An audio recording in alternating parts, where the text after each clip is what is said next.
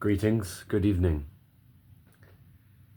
I'm someone who tries to put a lot of passion and effort into their work, into the things that they care about, because there is a sense of standard, of responsibility, a duty to perform well and to continue on some sort of legacy, or to just, produce good in the world. And so, me spending a good chunk of my adult life as what I have been calling myself as a journalist. I love writing. I love investigating. I love really getting into something very deep and trying to extract things from a certain situation, scenario, phenomena, development that often lies under the surface, often cannot be articulated by many people, potentially hidden purposefully by those involved. And I like to build narratives. But around those narratives, I obviously want them to be based in fact, based in things that exist in this world. But I do want to meld my journal.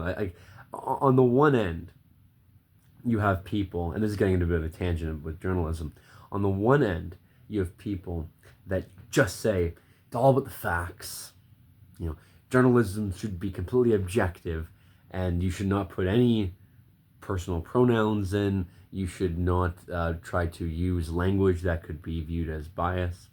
So there's that side. There's the kind of the Canadian press side of it. And then there are people that kind of just are vigilantes and chase people around with their cameras and screaming at them, right? So and I do think that reporting on facts is important and just telling people what happened, usually from a surface level. But then I also care about building a narrative, because you can't pull out all the facts there are in a situation. If I'm going to a United Nations conference on the environment, I'm not going to be able to tell my readership or my audience every single fact about what went on there. It would be too extensive. So everyone inevitably is going to build a narrative. The question is, how interesting of a narrative are you telling? And so I like to play up the narrative component to what I'm writing and to what I'm reporting on. And I like to make it a story, but one based in reality in some way. People say, and you'll hear it a lot nowadays, that our profession of journalism, or at least my profession of journalism, maybe you hate me and the profession, hence why we've heard a lot of people say that journalism is in crisis. On the one end, we hear it's in crisis because the mainstream media tells us fake news, because establishment, corporate, government media can no longer be trusted, and therefore we need to find alternative sources, which is a crisis of some sort. And on the other hand, from the pundits such as Andrew Coyne or whoever the heck is running CBC these days, you'll hear that there is an influx of misinformation among those dastardly snake oil salesmen of independent journalists that are running around Wellington Street trying to get an interview. And so both of these perspectives think that there's something wrong with the industry. And I can see both arguments here. I tend to get along better with the with the former, with those that view that those that think that something needs to be changed about establishment media, around media that is hovering around the nexus of power in the country, the media that is directly or indirectly tied to power in Canada, in Ontario, in other provinces. And it's funny with me because I actually like a lot of old forms of media. I love writing. I love paper and pencil writing. I love newspapers. I am a I'm a newspaper man. I hope to one day start my own newspaper. I have worked for newspapers before, and I hope to continue. But in that sense, I'm actually very anti-establishment because the newspaper business in Canada over the last 30 years has been systematically destroyed, or to be more precise, I should say, hostile. It has been subject to a hostile takeover, in which two companies in particular have bought out the entire local newspaper market across the country in a very coordinated manner. Those companies being Torstar and Postmedia. And then from there, they've actually begun closing a lot of local newspapers, leading to complete destruction in their wake. And it's actually really something to disdain and to push back on. And they haven't received enough negative press about this. You wonder why, of course. But and this gets to the crux of the reason I'm making this video. Because look, Canada has always had close relationships between its media and its government. George Brown, the famous founder of the Globe and Mail of Toronto, used to just be called the Globe of Toronto. He was a politician. He was a reform politician, and famously, the Globe would be a rag for the reformers. Now, later on, the Globe started to be known for being more conservative comparatively to the Toronto Star, which was more liberal, but in a very kind of moderate conservative, a sort of old style Canadian liberal conservative, someone who would have joined the Unionist Party in the First World War, someone who is more pragmatic about keeping the country stable. And so anyway, the media and government have always had close linkages. But there have also always been people in Canada that have pushed the boundaries of that, that have broken away from that have seriously challenged power and taken over market share from people that were, to their eyes, not doing it very well. And so I'm not saying this is unprecedented, what I'm about to say, but in a sense, it could be. Because what I see when I'm around Ottawa is a media that has been curated to be agreeable. I think agreeable is a very good word. Curated to be in line with the general frameworks that the government operates in.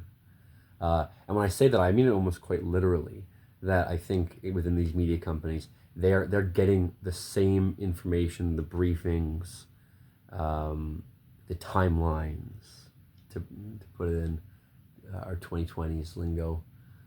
They're getting fed the same information as the politicians are oftentimes, and they have, there's a lot of connections between them. And so when I go to Ottawa, I'm seeing people that are really of a similar class talking to each other between the interviewer and the interviewee. Famously, the Liberal politician Evan Solomon, who is now the federal minister of AI and innovation, or something like that, digital innovation, something like that. He was one of the hosts of CTV. And you can find that with conservatives too. I mean, of course, Ben Mulroney, the son of Brian Mulroney, he's now has a show on Global News. So it can go both ways. But I am seeing a surprising and scary homogeneity among the people that would be in scrums, scrums meaning people that gather around a politician when they come out from the legislative or their offices in the Parliament building. I'm seeing, when I've been there, and from what I've seen from afar, from the internet, journalism has become docile and obedient to the government corporate apparatus that they apparently serve. And I'm telling you it's a problem. I'm telling you it's a big problem. And look, somebody might say to me, hey, it's necessary. You know, it's, yeah. Well, they wouldn't say it's, what am I trying to say here? What I'm trying to say is that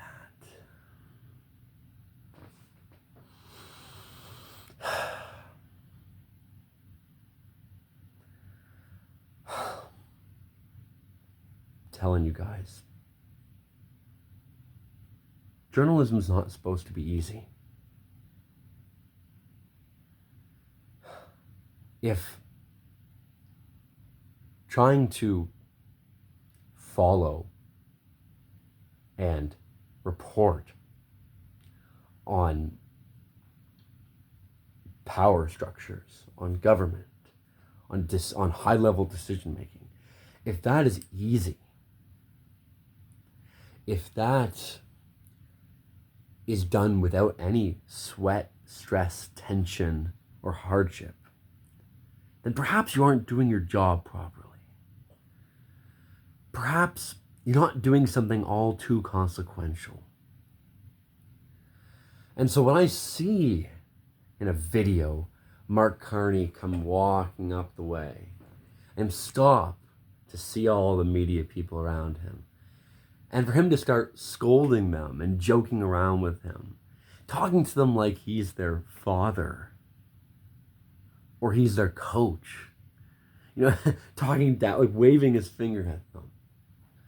Why didn't you do this? Like, what the heck, guys? When I see that, it's just symbolic. It's just another example of this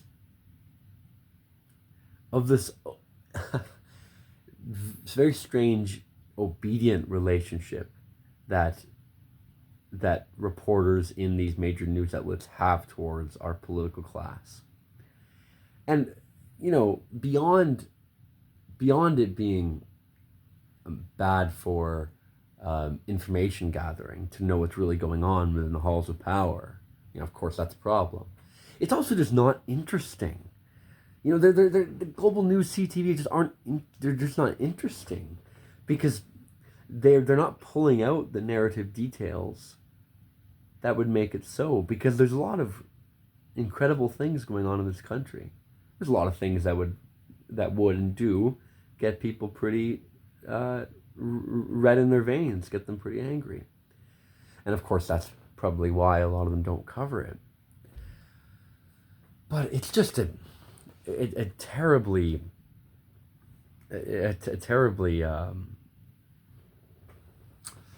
unfortunate situation we have with media, because there are good people within it.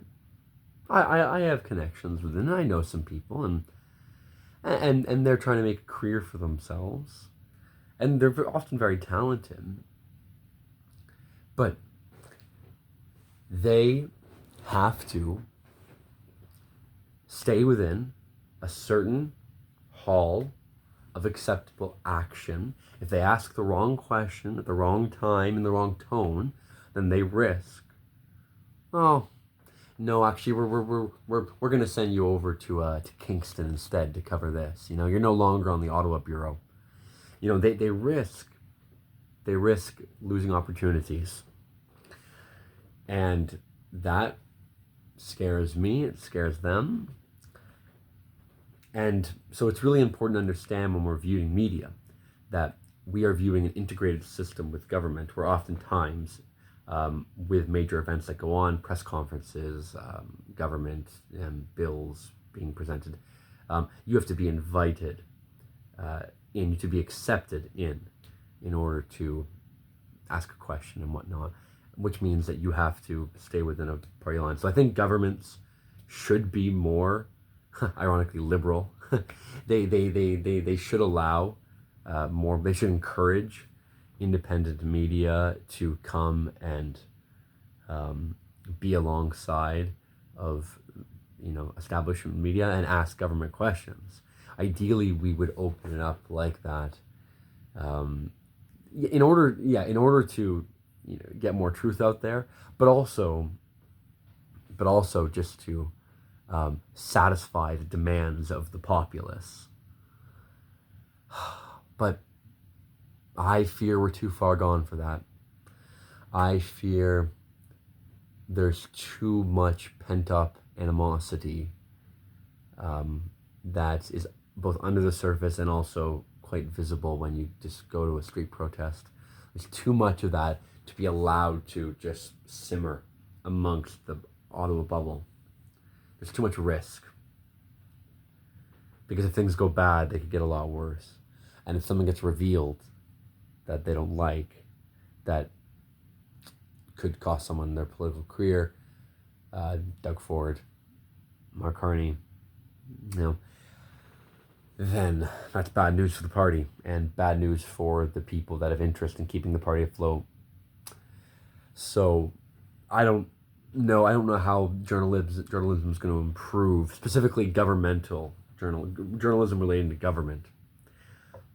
I'm not sure how it's going to improve coming from the power structure.